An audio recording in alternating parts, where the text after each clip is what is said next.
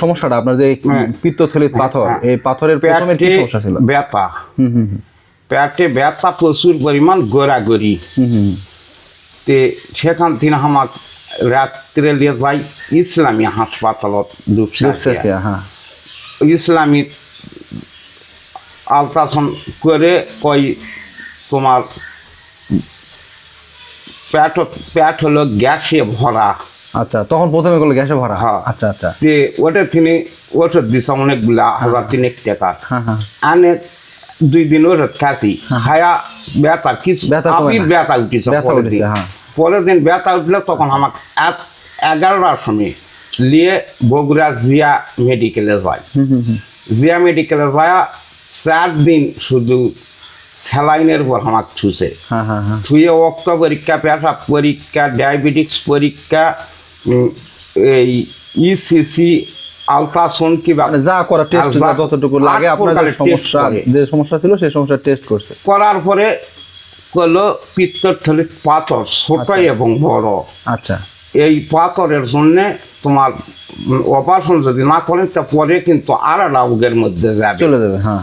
আমি কোনো টাকা পয়সা আমাকে নেয়, আমরা গরিব মানুষ, তে অপারেশন করা লাগবে, তা আমি বাইক যায় আমরা টাকা পয়সা রেডি করে নিয়ে আসমান। আচ্ছা আচ্ছা।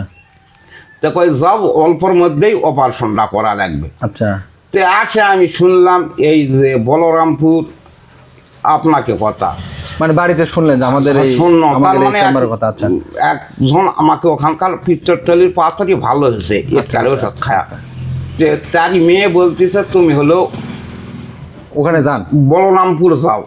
গেলে ওটার ওষুধ 2 তারিখ 3 তারিখ খালে তোমার ওটা আচ্ছা পেশাবের দাল দিয়ে যাক আর গলে যাক আর যেটাই হোক তোমার ওটা থাকবে না। তারই কথা শুনে আমি এই জায়গায় আসছি। আচ্ছা, আপনার কি ডাক্তার কি অপারেশনের কথা বলছিল? হ্যাঁ, ডাক্তার বলছে যে অপারেশন না করলে এটা আপনার আরো বেশি সমস্যা হবে, অন্য রোগের মধ্যে যাবে, যে অপারেশন আবার মানে যত দ্রুত পারেন অপারেশন। আচ্ছা, তারপরে তো আপনার ধরেন এই শুনতে পারলেন এখানে আসে কয় সপ্তাহ ওষুধ খেলেন আপনি? মানে মোটামুটি 20 দিন। 2 তারিখ আসে আমরা 10 দিনের 20 দিন ওষুধ দিয়েছিলাম। এখন কি পিত্তথলি তো মনে করেন ধরেন যে ইবনে সিনাতে টেস্ট করলেন, আপনার ধূপসাচিয়া তো করছিলেন? হ্যাঁ, ধূপসাচিয়া করেছি নাই।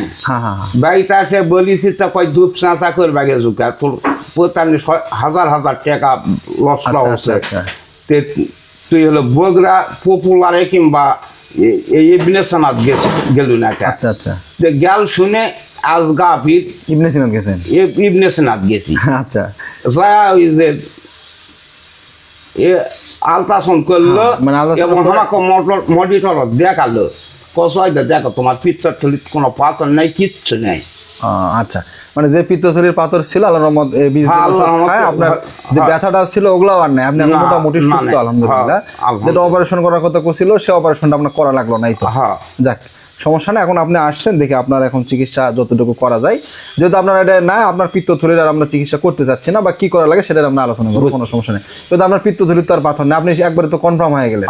ডাক্তার যেহেতু বলছিল আপনাকে, যে মেডিকেলের ডাক্তারও বলছিল, রিপোর্ট সব দেখে বলছিল যে আপনার অপারেশন করাটা একবারে মানে ইমার্জেন্সি হয়ে গেছে। এখন অপারেশন না করলে আপনি ধরেন যে এটা পরবর্তীতে নানান সমস্যা দেখা দিবে।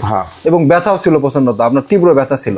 হ্যাঁ, তীব্র ব্যথা, কিন্তু হসপিটালত যাই ওই স্যালাইন ইনজেকশনের ব্যথাটা একদম মানে কমে গেছিল, মানে ভালোই হয়েছিল। কিন্তু ভালো হওয়ার পরে ডাক্তার বলতেছে এটা অপারেশন করাই লাগবে, কিন্তু এটা ওষুধ দ্বারাতে তোমার ব্যথাটা বন্ধ হয়েছে।